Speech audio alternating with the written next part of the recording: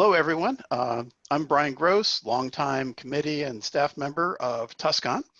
And this year, since we're online, I'm going to do an interview with a local author that is a friend of TusCon.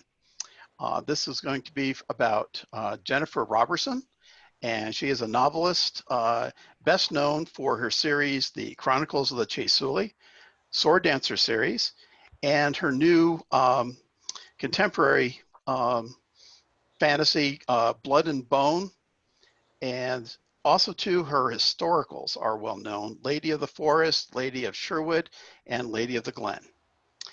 She also, outside writing, she also breeds and shows Cardigan Welsh Corgis. So without further ado, I'll turn this over to Jennifer. Hi, gang. I feel really kind of stupid doing this way because I haven't Zoomed much before, but I'm happy to quote unquote see you. Well, I'm glad you're able to do this because, I mean, we all have the technology to do this so that we can actually have a presentation for everybody that would normally be showing up for TusCon this time of year. But I know, this is the first time I put makeup on below my nose. You know, I mean, we're always wearing masks, so I didn't put makeup on below my nose. so it's kind of nice to remember what it's like being a human being. Instead of a Lone Ranger with a mask down here instead of up here. Yeah, exactly, instead of up. But I absolutely approve of wearing masks, so I would not think of doing anything else. But we are, you know, the lipstick industry is going to die out. So it's the way it is. Sorry. So what would you like to know? How do you want to kick this off? Well, actually, let's go dive into your latest series, which is the Blood and Bone, and bring people up to speed on where you are in that. I think you just finished the certifying the copy edits on that. That was for the second one. The Life and Limb was volume 1 in the Blood and Bone series, and that one came out in hardcover last November. There it is. A hardcover, that's it. And it has just right at the end of October came out in paperback.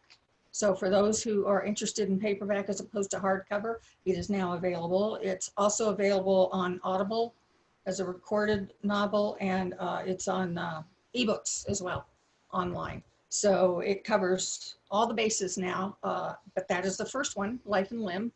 And the copy edits that you mentioned are the ones for volume 2, and that is Sinners and Saints. And I just kicked them back to DAW, and that is scheduled for March. So it will be out in March of next year in hardcover and ebook and via Audible. And then a year later, the paperback will come out. So I'm really psyched up right now because I did just finish going over the copy edits and making sure everything was in its place. And while I'm writing, it's hard to treat it like a book. This sounds bizarre, but the story is just coming down and it just flows for me because I'm a very organic author. I don't plot every single paragraph or even every chapter out. I give myself a lot of room to go with the flow, literally. So I don't necessarily feel it as a novel so much as it's just this ongoing process. And so once I get the copy edited manuscript back, for me to then go through it and decide, okay, the copy editor or editor's comment there, yeah, I think they're right about that, and I need to go in and make the changes or whatever. But that's the first time I get to read it as a real book, and well, close to a real book. And it's like, oh, okay, I remember when I wrote that scene. I remember what I was thinking when I wrote that scene, rather than just not seeing it as anything other than a conglomeration of words. So, and the characters come more alive for me than they do otherwise. But, and I don't think any author, any pro author who's been in the business for decades ever gets over that wonderful excitement of a new book. You know, it's a new baby, and you look forward to what readers obviously are going to think of it and everything. And you know, you're sending your kid off to school, now. And then you worry too, because you want people to like it, and not everybody's going to like it. But again, you don't ever get over that excitement. Even if it's a quieter excitement, it's not like the sheer joy of the very first one. When you walk into the bookstore for the first time, of course, now you do it online. For me, we didn't have online when my first one came out. And it's nothing is ever quite as exciting as that first one, but it is always exciting. When you get the copy edits back to review, when you're going through this, because now you've had a little bit of distance with it, do you have this feeling of, oh my God, this is crap? Or are you going, hey, this Jennifer chick can write? Trust me, I never do the latter. I never do yes, you do go through periods of time where you think what you're doing is crap. You hope not to have that feeling when you get it back. You hope that you only have that feeling while you're actually writing it, because then you can fix it as you go. Whereas if you feel like it's crap after it's been copy edited, you are limited in the amount of changes you can make. And so you kind of hope that you don't have to deal with the crap, because it's kind of in the limited cube here, and it can't be the big bouquet of flowers. And I'm just talking all over the place about metaphors that aren't going to fit together. But at any rate, going back to what you were saying, is I never feel like I'm a great writer. There are times I will read parts of it and I'll go, that turned out nicely. That turned out great. But most creators of any kind of art, most of us, I think, believe that we're imposters. We have imposter syndrome, because it's what we dreamed about for all these years, many years in some cases. And now here it is, and it's happened. And it's like, how did it happen? And are they ever going to take it away? So you should never feel complacent. And certainly I never do. I feel there are times when I feel what I've done is good and I'm happy with it. And I'm always excited at the end of a book when I think I've got what I wanted to get.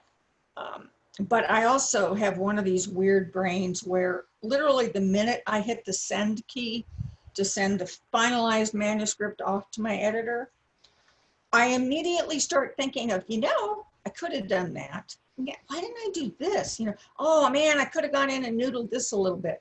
And so all these ideas occur, and it's like, you stupid idiot. Yeah, you could have put that in there, but you didn't. So now you got to sit on it and fix it and revise it when it comes back to you from the editor. So I kind of store away all these ideas, and my editor, who's Betsy Walheim of DAW, and has been since 1982 when she purchased Shape Changers, the first in the Chase Sully series. And we work together really, really well. We've been together a long time, and we're on the same page, literally. And she said, well, why don't you do that the first time instead of thinking of it after you turn the manuscript in? And it's like, I don't know, my brain just doesn't do that. The minute it's out the door, I think of all these things I should have done. You say, Betsy, I'm sorry, this is my process. And that's what I wound up doing. I did this whole description to try to get it across to her how I do this, because it's not planned. I said, okay, you're sending your kid out the door to get on the school bus, right? And you're sending them with a lunchbox, and you have an apple in the lunchbox. It's a good, fine, pristine apple, and you're happy with it. And your kid is going off to school, and the kid goes out and gets on the bus, and the bus is driving away, and you go, man, I forgot the orange.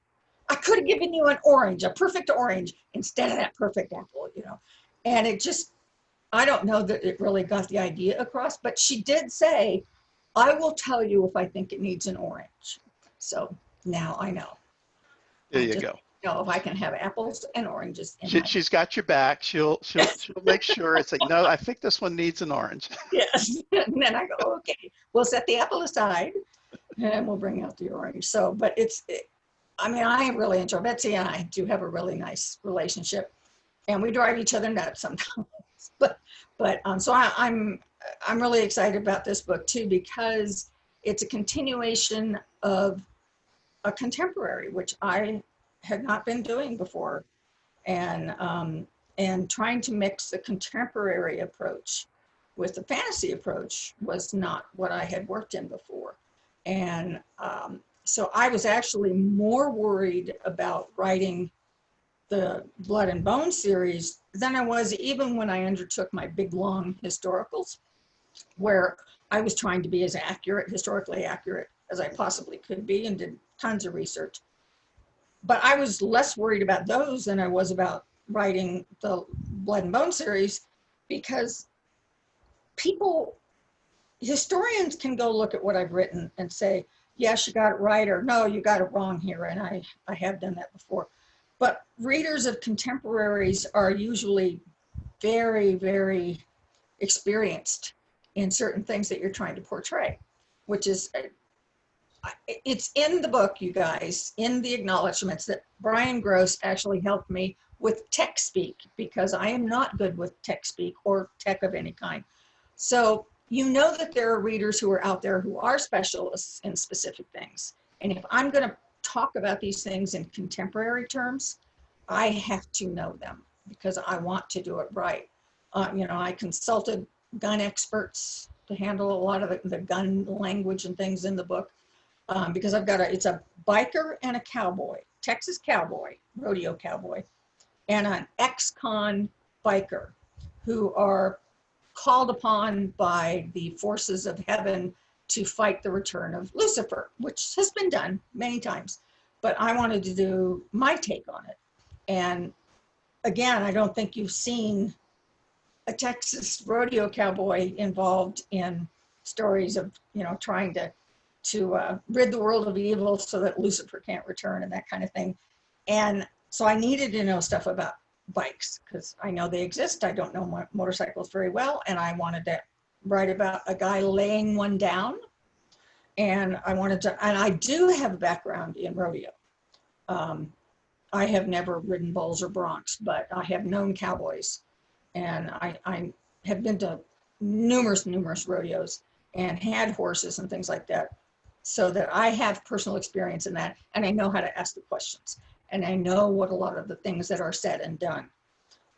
You also know the lingo, and you can sort of do a quick test in your mind, that would never happen. Oh, this could happen. Yeah, well, and it was it was kind of amusing. I was talking to Betsy, who is born and bred New Yorker. My copy editor is also a born and bred New Yorker, and they don't know horses. They've admitted they don't know horses, that's okay. There are lots of people who don't know horses. But so they would occasionally trip over some things that I had written in there. And it was like, it's let me have my horse stuff, please, because I do know it. And it was like, don't mess with it. Don't change that word. Don't change that word, because then it will change the whole entire concept of what the scene is about. So so that kind of thing is fun. But it's one of those kind of things where people who know horses will know what you're talking about. Oh, you're darn tootin'. You darn tootin' right there, boy. Yeah, and they call you on it too. I mean, there's a lot that I've forgotten. I haven't been serious. I haven't had a horse for years. I haven't been seriously riding for years. And so a refresher course is always a good thing. But there are some things you never forget, and you know that they would never do this. And when we were in discussions for the cover, because there was the original cover, which I will show again here, as you can see, is very stylistic. It's a silhouette of the guys rather than more photorealistic kind of thing. And I actually like this a great deal. But with the second one, they decided they wanted to get a little more realistic. And so I was talking with the art people and my editor about how to frame a cowboy. How do you do a cowboy? Because unfortunately, Hollywood hasn't always presented cowboys as they actually are either. So it was like, no, the hat needs to look like this. No, you don't do that. Oh, please don't do that. Oh yeah, that works. You can do that. So that kind of thing, that the back and forth that goes on around it. But I enjoy working in a contemporary world. Obviously, I know it better than I know anything else because I live in a contemporary world. But it is scarier and more challenging because, again, you have to make sure that everything is right. Well, I'm glad you have a bunch of friends that you can call on for Yes. expertise in all these I different am. subjects. What this is, how do I say this, Brian, please? Well, Oh. who is your motorcycle expert? Actually, it was Simon Hawke, the author Okay. Simon Hawke, who used to be in a motorcycle gang, and I don't know that he still has a bike anymore, but I mean, that's all he ever, that's how he got around, was on a bike, things like that. Mhm. And I wrote him and I said, you know, I need to have this guy lay down his bike. He says, you don't do that. I Don't said, do that. No, but I need to have this bad. guy lay down his bike. He says, you do everything possible to avoid laying down a bike. I don't care what Hollywood does and what the TV shows do. You do not lay down your bike. And I said, I have to have the guy laying down his bike. It's for drama. It's for the scene. It has to have, he says, it really has to be done for the sake of the book. I said, yes, I'll explain later, but it has to be done. Okay, so then we went into it, and he gave me some really good descriptions on, you know, how the bike goes down and what you need to do to try and like keep your head off the ground, um, and to try and save elements of the bike. I mean, there are things that we want to get away. That's what he stressed. You want to get away from a bike that's going down, because that's when they get really hurt, is when they're all tangled up with the bike, because it's heavy and very dangerous, obviously. So he was giving me some movements, specific movements that you as a rider try to make to detach from the bike. You're not going to stay off the ground. You're going to hit hard, but you want to try and stay away from the bike. So he walked me through that. I wrote this whole sequence, and then I kicked it back to him for vetting. It's one really smallish scene in the book, but I wanted to write it in a very dramatic way. And there's nothing so bad as writing it in a dramatic way that's wrong. And Yes, because every that'll snap anybody who knows anything about it right out of the story. exactly. Yeah. And that's what's so bad about doing it wrong, because it stops the reader dead. You lose credibility as an author. They lose interest in the story because you've screwed it up so much, whatever it may be. Minor things, you just kind of go, no, okay. And if the story's good enough, you go on with it. But the author, Judith Tarr, who actually is also Tucson resident, she's out in Vail, but Tucson, horse expert. And she coined a term that was a perfect way to describe what happens. Many fantasy writers feature horses as the vehicles to get around, obviously. Better than Most, goats or mules. and some people have dragons, but most of them use horses, right? Most fantasy writers know as much as they have a head, four hooves, and a tail, right? And what they do to the horses, they don't realize they're doing. But as Judy said, it is equicide. It's not homicide, it's equicide, because they are killing the horse by certain things that they have done. And so I have never forgotten that. I don't commit equicide because I've had horses, but I could have done something horrible with this motorcycle that would make everybody stop and say, well, she doesn't know a darn thing about what she's talking about. Why should I bother to read her anymore? That kind of thing. So Well, you don't that's the want other thing is, even if you didn't know to begin with, that if you don't do your research and pretend like you know, people will find you out. yeah. And, you know, I don't live back in the days of Robin Hood. I wrote 2 whole books set in 1192 with Richard the Lionheart and Robin Hood and all of that. I didn't live back then.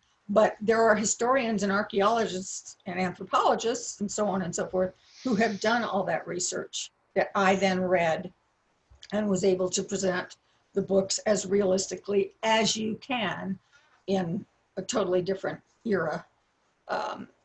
But with the horse stuff, I do know because I did it. You know, dog stuff I know because I am doing it. So there are a lot of things that I know a little about. But if I'm going to have a character in my book know a lot about something, I need to learn about it so that that character can speak convincingly. Good dialogue and that kind of things. I mean, you know, talking to you about, I need to know the lingo for this really not a very important kind of thing, but I knew if I got it wrong, everybody would let me know about it, especially in their reviews. So we try to get that gone right from the beginning. Right, and that's a bad start for any book. The first thing that shows up are a couple of bad reviews, so that's never any good. Yeah, yeah, yeah. I know there are a lot of people who say don't worry about reviews, or they don't themselves worry about reviews. And I understand what they're saying. I just happen to know that I'm one. I actually do care, Yeah. and so I don't like to read. I don't read bad reviews. It makes me feel bad. They don't like my child, so. But I do. That's true. None of us like to have bad reviews. Well, there's two aspects of the reviews too. One is if they catch you on a technical detail, and you go, I should have caught that. And then there's the other one where they personally are objecting to your style or something, and you go, I don't care because this is my style and other people I know do like it. So, this is just your opinion. That's fine, but I'm not going to internalize it. Exactly. Well, I mean, if you're normal, you know there are going to be people who don't like what you've done. And whether it's a style thing, or you have a character do something that they just can't deal with anymore, you know that those people are out there. You're going to have people who quit on a book, and until, well, I don't like what you did with so and so. I had an instance with the Sword Dancer series, which started back in '84, and I had written the second one, ended in a specific. I did it on purpose. I implied the heck out of it, and to make it look like a character was dead. There was no body presented. I thought readers would go, wait a minute, yeah, it may look that way, but there's no body. Until I see the body, I'm not going to believe it. She's dead. I misjudged that big time, because I literally got hate mail from some readers who were, so they invested in that character and that relationship so much, which is exactly what I was trying to do as a writer. But what happened was it upset them so much that they were never going to read anything by me again, and they had thrown the book away, and so on and so forth.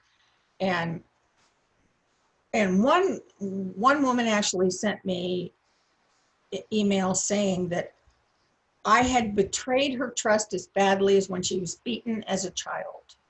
Oh, wow. Which Oh, was, that's a little over the oh yeah, top. that's definitely over the top. And that was the only one like that. Most of them were just saying, I don't like what you did. I can't believe you did that. Or I will never read anything by you again, as I said. So what I wound up doing is saying, all right, here's what I promised you. Read the first 40 pages in the third one. And if you don't feel better about it by the time you hit the end of those 40 pages, I'll buy the book back from you. And nobody ever asked me to do that, so I guess they were all happy with where I went with it. But so there are times when you will mostly stand firm about what you've written. And if you don't like it, if the readers don't like it, they don't like it. That's their freedom. But some readers can be a little overly invested. The thing that I think a lot of people forget about or don't realize is that writers were readers first, which sounds really simplistic. I was a fan, and I still am a fan. When I read books by my favorite authors, I'm investing in them as a reader, not as another writer. I'm investing in them as a reader. And so I am having these visceral responses to what's been written. And I'm not thinking about, well, this is C.J. Cherryh or, somebody like that. Although I am aware of it when I get done with it. It's like, oh my God, this is so-and-so. And, because I'm still a fan. And I think all writers need to remember that too, but not get so hung up in the fact that it will crush you if there are bad reviews. And you just go on and don't let it paralyze you. You got to move on and write the next one. Yeah, you got to expect them, and then have confidence in yourself as a writer that you went through the publishing process and someone thought it was worthwhile to publish your work. So therefore, don't internalize it too much. Yeah, yeah. You have to have confidence in yourself. I mean, writers they all have egos. You have to have an ego strong enough to say, I'm going to write this and I'm going to send it in and try and get it published. I mean, I've been with Draw now almost 40 years. So when I say that Betsy and I are on the same page, we really are. But back then, you know, in 1982, when she bought Shape Changers, I didn't know if anything of mine was ever going to be published. I mean, I spent, as I tell people, I was a 15-year overnight success because I wrote my first novel when I was 14 and I marketed it. I sent it around to publishers. And so you spend all that time, you invest all that time, and you finally reach a point where you feel strongly enough, this is it, this will do it. And then you get shot down. You know, that never gets easier. And, you know, I had rejections on 5 different books before. I mean, 14, 16, 18, and I was 28 when Daw bought my first novel. So, you know, that was a lot of years invested there, but I just kept doing it because I was committed to it. Very cool. Well, I'm glad you did because I've enjoyed your books over the years. So Thank you. You had to. Are you looking at all to any other series that you're going to start beyond Blood and Bone now that you got the second book going?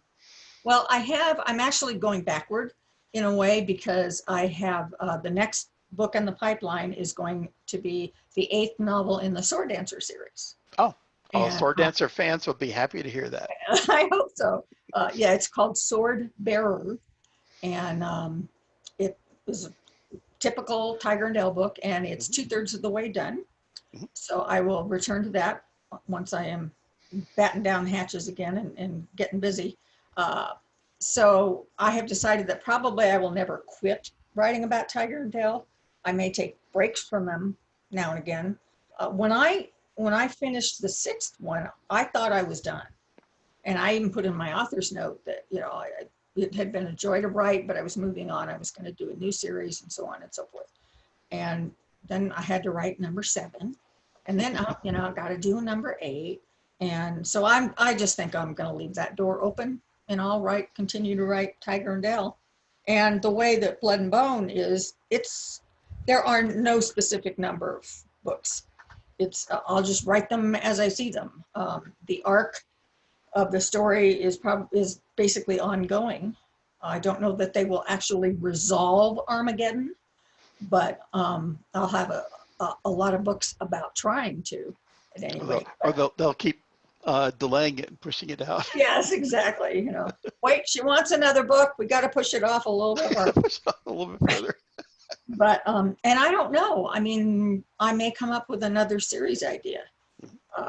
That's the wonderful thing about being creative and it's like you may be working on one book, but the little hind brain is sitting back there and saying, well, I have an idea for this one. You know, you can do that too. And it's like, oh yeah, okay, I'll scribble that one down and see where I'm going with that. So do you make notes on like 3x5 cards and stick them away for? I have notebooks. I have a little wire note, the basic size notebooks. And yeah, I scribble. I do it longhand. I know a lot of people will do their notes. They'll just pull up a notepad or whatever it is on the computer and type it in. I'm just very familiar with, you know, I'm old. I'm of the era where we didn't have computers. You know, we had typewriters, but you didn't lug a typewriter around with you everywhere. We didn't have laptop typewriters.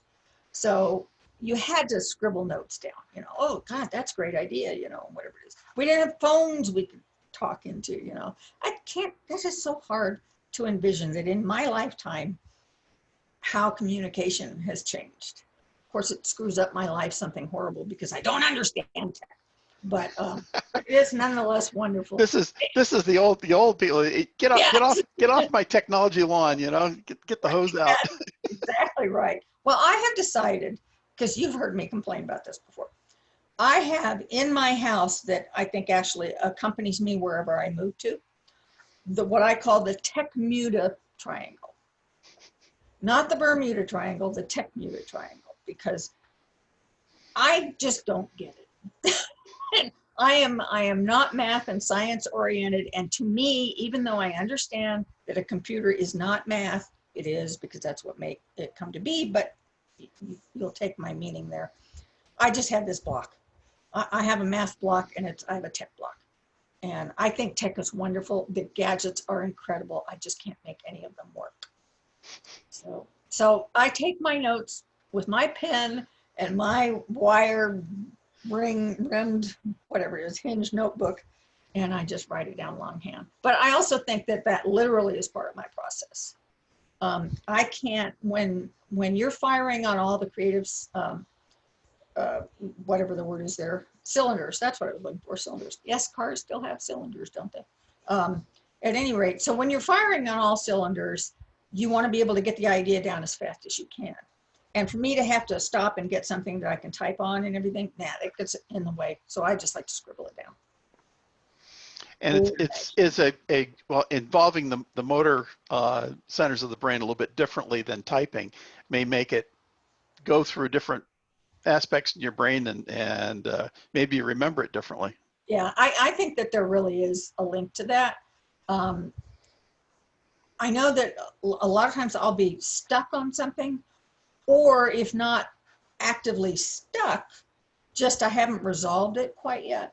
And in the old days, before 9 months ago, when we could go to movie theaters, I would go out and sit in a theater and I'm watching the movie. I go to watch the movie, not to do anything else. But it's like there was a sliding door between the two. And while I'm watching the movie, that back part that was still working on the book, it just opened up that door. And it's a different kind of creativity. And all of a sudden I go, there it is, bingo. Because I wasn't sitting there sweating it. I wasn't worrying, how do I do this? How do I do that? I had engaged a different part of my brain by watching a movie. And that opened it up for me. So I'd go home and say, okay, that's what I need to do. Maybe sometimes you have to turn off the active part of the front of your brain and let the back of the brain work on it without that interference. Yeah, we can definitely sweat things out a lot, and we get in our own way. We get in our own way. And I know a lot of times I can get up and walk away and go watch TV or something like that, or read a book, so that I'm not driving myself nuts because I can't quite get it down the way I want to. Okay, well, we're coming up on the end of this here. If you want to close on anything else you want to say, or any other subject you want to touch on? Well, I would like to go back and do a commercial for the Blood and Bone series, because it is contemporary dark fantasy, Western overtones, things like that. It's out of my bailiwick, and my readership would not necessarily know that I'm doing this as well, because they're thinking about the Sword Dancer books or the Chase of Wu books, Caravans, or whatever else it may be. So I want to remind them that, yes, I have something new out there. It's not like the other things that I have done, but I'm having a lot of fun with it. And it is also more accessible for readers who are recommended my work. You know what it's like when you read fantasy or science fiction and you're into it, and then somebody comes and says, well, you know, my mother or my brother or my grandfather, whatever else it is, doesn't read fantasy, but wants to start. What do you recommend? Well, that's always been problematical for me, because fantasy is really the suspension of disbelief. And a lot of people don't understand it at all. And so I'm trying to recommend one of my books. Well, now that I have a contemporary series going on, I can say it's set in the here and now. It just has magical things. It's magic, it's mythology, it's history, it's legends, it's folklore, it's everything, and the kitchen sink. So for people who say, well, I didn't really like her other stuff, maybe you'll like this or not, and that's okay too. It's allowed. It is allowed. But well, yeah. Everyone, I think, will enjoy it that enjoys your other work, because it's still you writing it. But yeah, the contemporary is a big step from writing a lot of historicals and medieval fantasy type stuff. Yeah, it's like I said, it was scary and it was fun and it was challenging. And in some ways it's a relief, because I already know the laws and rules of this land. I don't have to make those up. I know that they exist. But it's also fun because it's set in Flagstaff. And I went to college in Flagstaff and also lived there for a number of years. And so I'm getting to draw on the legends of the area And then they will eventually come down and have to investigate different parts of Arizona, such as the Lost Dutchman mine. And there's an incredible story that I won't go into now, set in the Grand Canyon, rafting, or not rafting, boating down the Grand Canyon. Was it a murder? Was it, murder, suicide, that kind of thing. So there's all of these Arizona-based things that I can bring into it. And I will certainly bring them into Tucson at some point too. It was just, I wanted to start it in Flagstaff. So that was the thing. That's very cool. Yeah. Well, I really appreciate whenever there's a story that actually is set in Arizona by somebody who knows it, rather than just wants to have saguaros in the background. Really? Well, saguaro side. You can do equiside, you can do saguaro side. Yeah. So it's nice for the readers to know that you actually know the area. So it's cool. Well, very good. I'm so glad you took the time to have this chat with me. This has been great. Well, thank you for having me. Thank you to all of you who are fans of my work and who encourage me. And I'm sorry we couldn't see each other this year in person, but next year is another year, please God, so we can get back out and get back to our lives as well as we can. And so I hope to shake your hands and talk to you and find out what you're doing myself next year.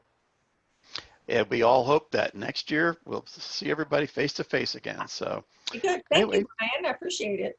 Oh, thank you so much. All right, then, fans out there, please continue to enjoy the online TusCon for this year, and we'll see you next time. Thank you.